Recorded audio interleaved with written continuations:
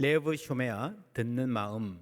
하나님의 말씀을 잘 듣고 다른 사람의 말도 잘 듣고 헤아리자 하는 마음입니다. 동시에 나 자신의 마음도 들을 줄 알아야 됩니다. 자신의 마음, 내가 잘 알지. 그렇지 않습니다. 쉽지 않습니다. 많은 사람들이 자신의 감정을 무시하고 억누르며 살아갑니다. 그 세월이 길어지면 감각이 무뎌져서 내가 마음이 무엇을 원하는지, 어떤 소리를 지르는지 알지를 못하게 됩니다. 성경은 자신의 마음, 우리 감정을 소중히 여기고 어떻게 다루는가를 잘 보여줍니다. 나의 눈물을 주의 병에 담으소서. 여러분, 놀라운 말입니다. 우리는 대체로 눈물을 귀하게 여기지 않습니다. 이제 12월 되면 그런 노래 나오겠죠. 울면 안 돼. 울면 산타 할아버지도 안 온대요. 그런 말을 듣고 자라서, 그죠? 사내 자식이 찔찔 울고 있어. 자라고 나서도 바보같이 울긴 왜 울어? 이 울음에 대해서 우리가 관대하지 않습니다. 그러나 다윗에게는 하나님은 내가 흘리는 모든 눈물을 가벼이 보지 않으시리라는 믿음, 마음에 담아 두실 것이라는 믿음이 있었습니다. 그 믿음으로 기도합니다. 대장부 중에 대장부, 용맹한 장수 다윗. 그렇지만 그는 눈물의 사람이기도 했습니다. 8절 함께 읽습니다. 나의 유리함을 주께서 계수하셨사오니 나의 눈물을 주의 병에 담으소서. 이것이 주의 책에 기록되지 아니하였나이까. 아멘. 주의 책. 여러분, 지금은 책이 흔하죠. 공책도 흔하고. 옛날 이 시대는요, 웬만한 집은 집에 책 한 권 두기 힘든, 책이라는 게 굉장히 비싼 귀한 물건이었습니다. 아주 중요한 거 아니면 책에 쓸 수가 없어요. 그렇죠? 그런데 나의 눈물을 하나님, 나의 방황함을 책에 기록하셨다. 하나님이 그만큼 우리를 소중하게, 우리의 감정을 소중하게 보신다는 겁니다. 나의 방황함을, 유리함을 주께서 카운트하시고 다 목록에 적어 놓으셨다는 말입니다. 멀쩡한 집 놓아두고 집에 못 들어가는 신세, 사울의 칼날에 쫓기다가 광야로 떠돌다가 마침내 갈 데가 없어가지고요, 적국 블레셋에게까지 가서 몸을 의탁해야 했습니다. 얼마나 기가 막힙니까? 민족의 정죄를 배신한 사람으로 몰아세워도 할 말이 없습니다. 더구나 다윗에게는 작정하고 비난해야 되는 사람들이 있었습니다. 그들이 종일 내 말을 곡해하며, 곡해는 트위스트, 비튼다는 말이에요. 나를 치는 그들의 모든 생각은 사악이라. 이런 말을 비튼다 무슨 말입니까? 여기서 여기까지 쭉 가야 되는데 이걸 중간에 비틀어버리면요, 정반대의 말로 들릴 수 있다는 겁니다. 사람들의 말을 왜곡해서 전하고 그걸로 공격하는. 여러분, 그럼 어떻게 합니까? 말 조심하면 되지. 맞습니다. 말 조심해야 되죠. 그런데 여러분, 그게요, 쌓이면 억압이 되는 거예요. 우리가 흔히 감정이 아니라 이성으로 대응하라. 이것은요, 감정이 가진 중요한 기능을 무시하고 이성이 가진 힘을 과대평가하는 경향이라 할 수 있습니다. 소크라테스가, 제가 여러 차례 말씀드렸습니다, 말한 너 자신을 알라라는 말은 본래 자신을 잘 돌보라, 에피멜레이아 헤아우투, 이런 서양 철학의 중심적인 개념입니다. 이게 본래 철학이에요. 자신을 돌보는 것.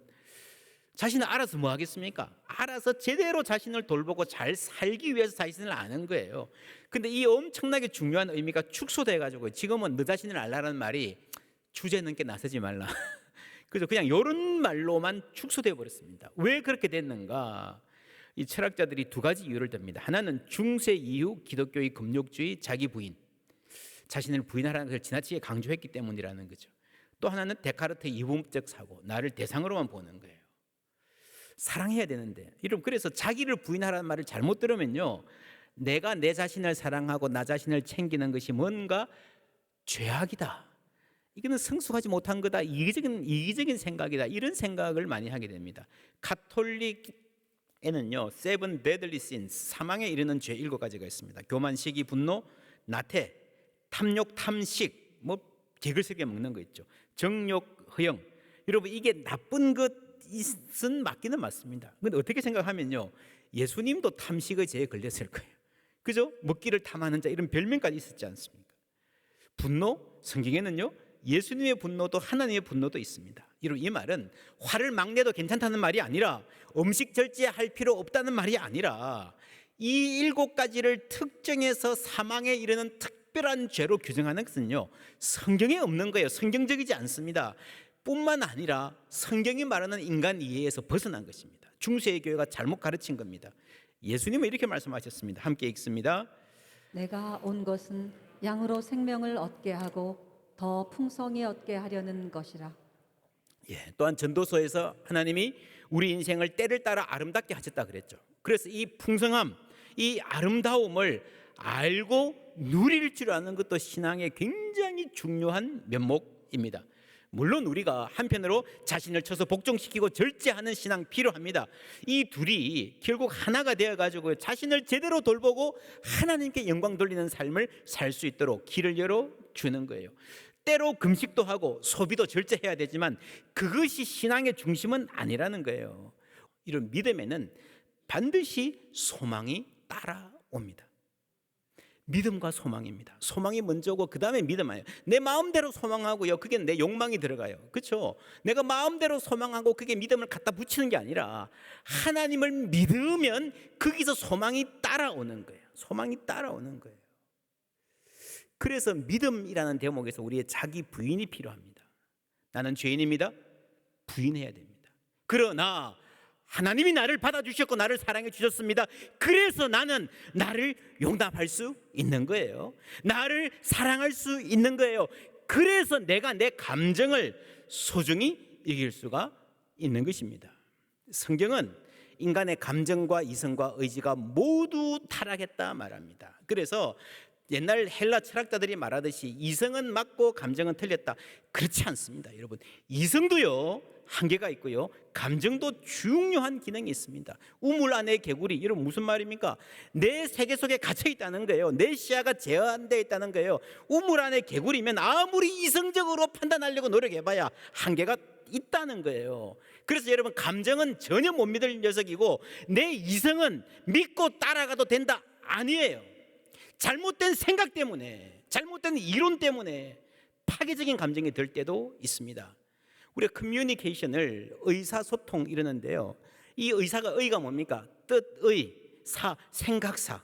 내 생각을 전달하는 것이 소통이라고 생각합니다. 아니에요. 여러분, 소통은요 의사소통만으로는 안 됩니다. 머리로는 이해를 했는데 기분은 나빠. 그렇죠? 내가 무슨 말인지 이해는 하겠는데 반박은 못 하겠는데 내 마음은 안 움직여요. 소용없어요. 그게 문제예요. 가정의 문제도 그래요. 여러분, 그래서 부부 사이에 대화를 하든지 아이들하고 이야기할 때도요, 내가 논리적으로 잘 설득해서 내 의사를 충분히 전달하면 문제가 해결될 거라 천만입니다. 결코 그렇지 않습니다. 두려워하는 아이들에게 야, 이거 두려워할 필요가 없어, 왜 두려워할 필요가 없는지 조목조목 설명해도요, 그 두려움 좀처럼 안 없어집니다. 의사소통이 필요하지만 그것은 소통의 일부임을 알아야 됩니다. 감정도 통해야 됩니다. 그러기 위해서는요, 타인의 감정을 알아야 되는데 먼저 내 감정을 알아야 됩니다. 대부분 사람들이 내 감정을 모르면 다른 사람의 감정도 헤아릴 수가 없습니다. 여러분, 지난주부터 감정 카드 사랑방별로 해보셨죠? 여러분, 이 듣는 마음에는 늘 내 감정을 헤아리는 방법이 포함됩니다. 그래야 나를 사랑할 수 있어요. 감성지능이란 말 들어보셨습니까? 1990년에 예일대학의 심리학자 피터 셀로베이와 메이어가 개발한 이론인데, 사람들이 누가 행복하게 사는가, 누가 성공하고 잘 사는가 따져보니까요, IQ보다 훨씬 중요한 게 EQ더라. 이모셔널 인텔리전스, 감성지능, 감성지수, 그렇게 말하죠. 이 감성지능이 뭔가, 다니엘 골먼이라는 학자가 네 가지를 말합니다. 자기 감정 인식, 자기 감정 조절, 사회적 인지, 대인관계의 관리. 보세요, 뒤에 두 개. 우리가 사회적으로 대인관계가 좋은 사람 되고 싶다, 그래야 성공한다라는 말은 아는데 그 기초가 뭔가 하면요, 내 감정을 조절할 줄 아는 거예요.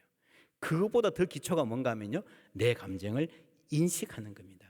내가 지금 화가 나 있구나, 내가 좀 실망해 있구나, 내가 지금 좀 위험한 상태구나. 그걸 알아야 내 감정을 다스릴 수 있습니다. 여러분, 내 감정을 알고 다스릴 수 있는 사람이 타인의 감정도 이해하고 배려할 수 있는 거예요. 그래서 여러분, 인간관계가 안 좋은 사람들은 대부분 스스로의 감정을 잘 모릅니다. 다스린다는 말이 무엇입니까? 우리가 창세기 하면서 잘 공부했습니다. 성경에서는 다스린다라는 게요, 지 맘대로 하는 게 아니고 돌보고 존중하고 그러나 방치하지 않고 통제권을 갖고 잘 인도하는 것입니다.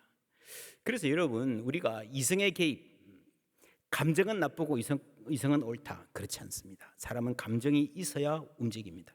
그 반대로 현대의 일각에서 감정을 절대시하고 나아가서 감정을 신성시하는 문화가 있습니다. 하기 싫으면 안 해도 돼. 맞아요, 틀려요? 하기 싫은 게 감정이거든요. 하기 싫으면 안 해도 돼. 아니요, 여러분, 세상이 그렇게 만만하지 않습니다. 하기 싫은 것도 해야 될 때가 있어요. 감정에 따라서만 살면 안 되죠. 다니엘 골만이라는 학자는 이 감성지능이라는 책 마지막에 학교의 필수 과목으로 감성지능 수업을 넣어야 된다, 이걸 가르쳐야 된다라고 강하게 주장합니다. 다른 거 아무리 잘해도요, 여러분, 감성이 떨어지면요 제대로 살 수가 없다는 거예요. 그런데 사실은 그 전에 아주 어릴 때부터 부모가 아이들 감정을 존중해주고 잘 다스릴 수 있도록 도와주는 것이 훨씬 더 효과가 높습니다. 그렇게 하기 위해서는 먼저요, 부모가 자신의 감정을 잘 알아야 됩니다. 자신의 감정도 모르면서 어떻게 아이들의 감정을 헤아리고 공감하고 도울 수 있겠습니까? 지금이라도 배워야 됩니다. 어떤 중학교 선생님이 그런 말을 해요. 깜짝 놀랐습니다. 우리 반 아이들 절반은 미친 것 같아. 이 아이들의 감정의 파고가 너무 높았어요. 언제 이게 차고 넘칠지 폭발할지. 아이들이 요즘에요, 복도에서 가다 살짝 어깨만 부딪혀도요 막 바로 그냥 막 치고받고 싸우는 애들이 많다는 거예요. 무슨 말 하다가 조금만 귀에 거슬리면 야, 너 나보고 그래서 하고요, 그냥 바로 난리 나고요. 뭐 싸우든지 뭐 학교 폭력위원회 소집하든지 뭐. 또 반면에 조금 실망스러운 일 생기면 헤어나오지를 못하고 깊은 디스트레스, 슬픔에 빠져버리는 아이들 정말 많다는 겁니다. 그럼 그냥 그 나이에 다 그런 거다, 아니에요. 중2 어떻고 뭐 농담 삼아 흘릴 일이 아니에요. 우리가 감정을 존중하고 다스리는 법을 배우지 않아서 그렇습니다. 그래서 여러분, 어릴 때부터 이 감정을 받아주고 자신의 감정을 잘 표현할 수 있도록 해줘야 됩니다. 이 감정 코칭 이런 말도 좀 많잖아요. 그래서 건강하고 성숙한 인격, 안정된 인격을 위해서는 어릴 때부터 부모들이 이 하나의 방법이 감정 카드 가정에서 여러분 하실 수 있습니다. 아이들한테 앉아서 야, 너 감정이 뭐냐 말해봐라 하면 아이들이 생각보다 굉장히 재밌어하고 잘합니다. 하나 선택하고 나면 그 다음에 이제 자기 이야기를 왜 그런지 이야기를 할 수 있죠. 우울해요, 짜증나요, 무서워요, 자랑스러워요, 편안해요. 여러분, 감정이라는 거는요, 내가 이 감정이 어떤 감정이다라는 것을 알면, 말할 수 있으면 반은 해결됐어요. 여러분, 앵글, 분노도요, 내가 지금 분노하고 있다는 사실을 인정을 하면, 내가 분노하는 거 아니야, 네가 잘못된 거야 이러면 그거는 대책이 없고요, 내가 지금 좀 분노해 있는 상태네라는 걸 인정을 하면 반은 이면 해결된 겁니다. 그리고 타인의 감정을 헤아리는 것. 예를 들면 아이들하고 동화책을 읽으면서 야, 지금 이 주인공 아이의 감정은 어떨 것 같니? 이 선생님의 감정은 어떨 것 같니? 이 감정 카드로 물어보는 거예요. 그러다 보면 남의 감정을 헤아리는 센서가 자라기 시작합니다. 아, 내가 이렇게 말하면 아빠가 화나겠구나, 내가 이렇게 행동하면 저 친구가 속상하겠구나 하는 것을 배우는 거예요. 이 어른들이요, 자기는 막 슬픈 일 생기면 막 며칠을 잠 못 자고 막 그대 전화해봐라 그러고 막 밥도 잘 안 먹고 그러면서요, 꼬마들한테는 야, 잊어버리라, 네가 뭐 걱정이니 그럽니다. 아이들이 몸이 작으니까 감정도 작을 거라고 생각하지 마십시오. 훨씬 더 큽니다. 여러분 아시잖아요. 아이들은 울면요 막 감당을 못 합니다. 화나는 것도 감당이 안 돼요. 아이들 작으니까 더 그래요. 기르던 햄스터가 죽었다. 친한 친구가 이사 갔다. 그럴 때에 슬퍼할 수 있도록 여유를 주어야 됩니다. 아이들이 슬퍼하거나 분노하거나 이거 안 좋다 그래가지고 막 꾸짖거나 야 그러지 마, 울지 마 이러든지, 아니면 조금 나이스하게 야, 아빠 아이스크림 사줄게 라고 자꾸 이렇게 잘해주려고 해서 그걸 건너뛰려고 하는 거예요. 그래서 좋지 않습니다. 슬퍼하면서 약간 슬픔에 머무르면서 슬픔의 감정을 이렇게 감당하고 다스리는 법을 배우는 거예요. 그러면서 자라면서 자신이 좀 더 큰 일을 당해도 넘어갈 수 있는, 자기가 소화하고 성장의 기회로 삼을 수 있는 능력이 생기는 겁니다. 반대로 감정을 너무 부모가 개입하는 것도 안 좋고요. 마음대로 하도록 내버려 두어도 안 됩니다. 들어주고 공감해주고 그러면서 아이들이 성장해 가는 겁니다. 8절 말씀 다시 한번 읽습니다. 나의 유리함을 주께서 계수하셨사오니 나의 눈물을 주의 병에 담으소서. 이것이 주의 책에 기록되지 아니하였나이까. 아멘. 나는 믿음이 있으니까 울지 않을래요. 그거 아닙니다. 나의 눈물을 주의 병에 담으소서. 이 슬픔을 참 소중히 여기는 거예요. 3절에는 내가 두려워하는 날에는 내가 주를 의지하리이다. 여러분, 신앙인은요, 두려움의 현실을, 내 마음에 두려움이 있다는 것을 부정하지 않습니다. 내가 두려워하는 날이에요. 근데 재밌는 게요, 이 문장에 내가 두 번 나오잖아요. 그죠? 여러분, 말을 할 때 내가 전화해서 여기 오시라고 했다 이렇게 말하지, 내가 전화해서 내가 오시라고 했다, 내가 다시 말하지 않잖아요. 이 원문에도 두 번째 내가가 굉장히 강조되어 있습니다. 무슨 말입니까? 내가 두려워하는 것도 나고 주님을 의지하는 것도 나라는 거예요. 우리는 흔히 주님을 의지하면, 믿음이 있으면 두려워하지 않을 것이다. 여러분, 그렇지 않습니다. 그러면 좋겠지만 그렇지 않을 때가 많습니다. 중요한 것은요, 우리가 두려움의 현실 가운데도 하나님이 나와 함께 계시다는 하나님의 임재를 의식할 줄 아는 겁니다. 나는 두려움을 느끼지만 나는 주님을 의지할 수 있습니다. 할렐루야. 시편 23편 4절 다 같이 읽습니다. 내가 사망의 음침한 골짜기로 다닐지라도 해를 두려워하지 않을 것은 주께서 나와 함께 하심이라.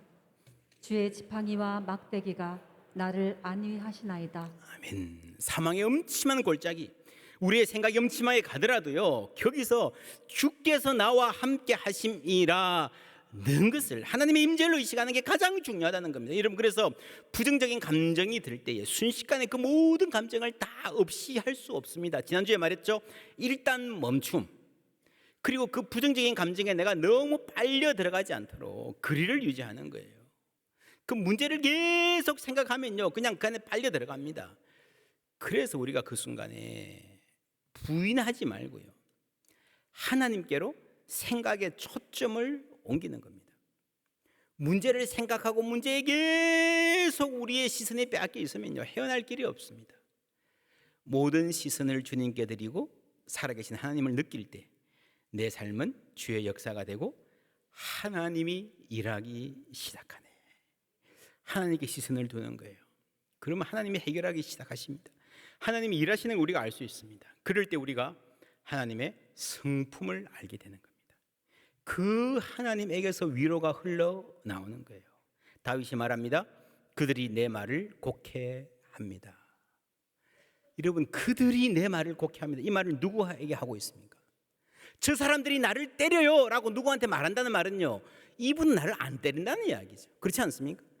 사람들이 다 내 말을 곡해해도요, 내 말을 곡해하지 않을 분, 내 말을 제대로 내 마음을 알아들어 주실 분, 그분에게 말씀하는 거예요. 누굽니까?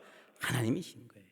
내 말이 부족해도, 내 표현이 모자라고 엉성해도, 오해의 여지가 많은 사람이라도, 내가 내 사정 제대로 말하지 못해도 하나님은 찰떡같이 알아들으시는 줄 믿습니다. 목회자는요, 다양한 사람들을 대상으로 많은 말을 하며 살아갑니다. 이게 감사하고 신나는 일이지만 한편으로는 힘든 일입니다. 십자가입니다. 저의 목회 여정에도 오해하고 곡해하고 말을 비틀고 속단하여 함부로 말하는 사람들 때문에 힘들 때가 있었습니다. 겉으로는 태연한 미소를 지으면서 말의 칼, 판단의 칼을 휘두르는 사람들, 너무 아픕니다.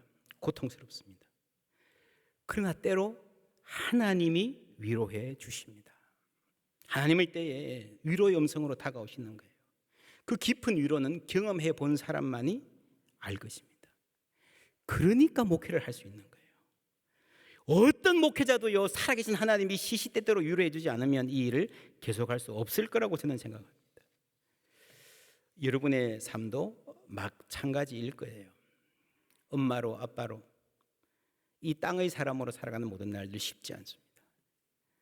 하나님께서 위로해 주시지 않으면 계속하기 힘든 삶을 버텨내고 계신 분들 많을 것입니다.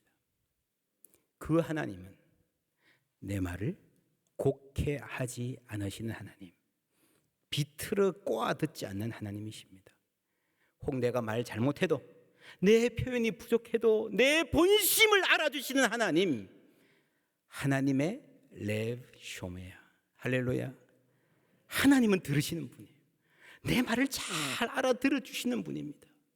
이런 신뢰가 다윗에게 있었기 때문에 다윗은 그 긴 방황과 눈물의 시간에도 침몰하지 않을 수 있었습니다. 우리에게도 이런 믿음과 신뢰가 있기를 주님의 이름으로 축원합니다. 그럴 때에 하나님을 향해 찬송할 수 있습니다. 4절 함께 읽습니다. 내가 하나님을 의지하고 그 말씀을 찬송하올지라.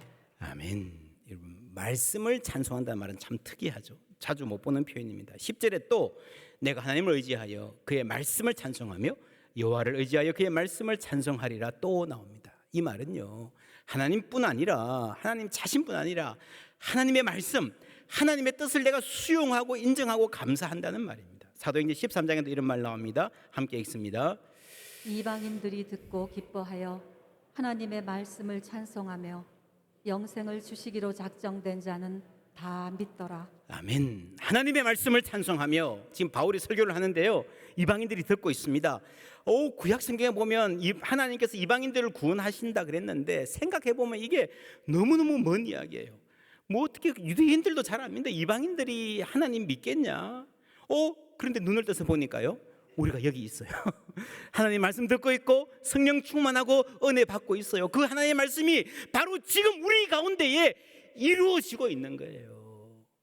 하나님의 말씀을 찬송하는 것입니다. 우리 가운데 이루어지고 있는 하나님의 말씀, 이 말씀은요, 진리입니다. 변치 않는 하나님의 말씀입니다. 내 감정은 시시각각 변합니다. 오늘 집에 가면서 하늘의 별을 보세요. 무슨 모양인지 1시간 후에 보세요. 아까는 새틀이 있는데 지금은 양떼네. 그렇죠? 시시각각 변합니다. 하늘의 구름보다 더 빨리 밀려가고 밀려오고 먹구름 됐다가 쨍했다가 우리 감정은 그래요. 그러나 우리는 변치 않는 하나님의 말씀에 뿌리 내릴 수 있습니다. 배가, 정박하고 있는 배가 밑에 닻을 내리고 있는 것과 비슷합니다. 이런 배가 닻을 내리고 있으면 그 배가 흔들려요, 안 흔들려요? 흔들리죠. 그러나 표류하지는 않습니다. 표류한다는 건요, 막 여기 부딪히고 저기 부딪히고 그죠? 막 그냥 돌아다니고 흘러가 버리는 거예요. 왜냐하면 하나님의 말씀에 닻을 내리고 있기 때문입니다. 여기 부딪히고 저기 들어봤고, 우리가 감정을 따라 살면 그렇게 됩니다. 우리도 흔들린다는 걸 인정해야 됩니다. 흔들리지 않고 피는 꽃이 어디 있으랴. 그러나 흔들리는 거하고요, 떠내려가는 것은 다릅니다. 인사이드 아웃 이 영화에서 5가지 감정, 이 아이의 감정이에요. 라일리 초등학생. 근데 이 아이의 감정은요, 각자가 굉장히 많이 다릅니다. 기쁨은 아주 발랄하고 슬픔은 아주 침울하고 어둡습니다. 그리고 목소리 톤 자체가 하늘과 땅 차이예요.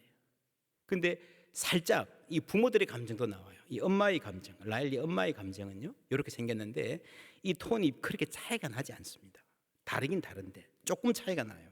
그게 성숙하고 안정된 인격을 보여준다라고 해석할 수 있습니다. 흔들리기는 하지만 흔들리는 폭이 작은 거예요. 화가 나지만 뒤집어지지 않는 거예요. 하나님 안에서 끊임없이 자신의 감정을 다스리는 훈련을 하면서 안정되어 가는 모습, 우리가 누릴 수 있습니다. 여러분, 이 시편 56편은요 참으로 귀한 성경입니다. 오늘 짧은 시간에 다 주의하지도 못했지만 여러분 집에 가서 읽어보고 또 읽어보십시오. 참 귀한 능력이 있습니다. 시작할 때에 내게 은혜를 베푸소서, 나를 불쌍히 여기소서 하는 말입니다. 참 불쌍하게 시작해요. 화나고 눈물 나고 오해받고 정처 없이 떠돌아다니고, 근데 맨 마지막에 어떻게 끝납니까? 함께 읽을까요? 내가 생명의 빛에 다니도록 하셨습니다. 할렐루야. 불쌍한 나지만 하나님 앞에 나 자신을 드릴 때에, 주님 앞에 내 감정을 내어놓고 기도할 때에 내 발이 생명의 빛에 다닐 수 있는 은혜를 하나님 주시는 거예요. 이 은혜 누리는 깊이 누리는 우리 모두 되기를 주님의 이름으로 축복합니다.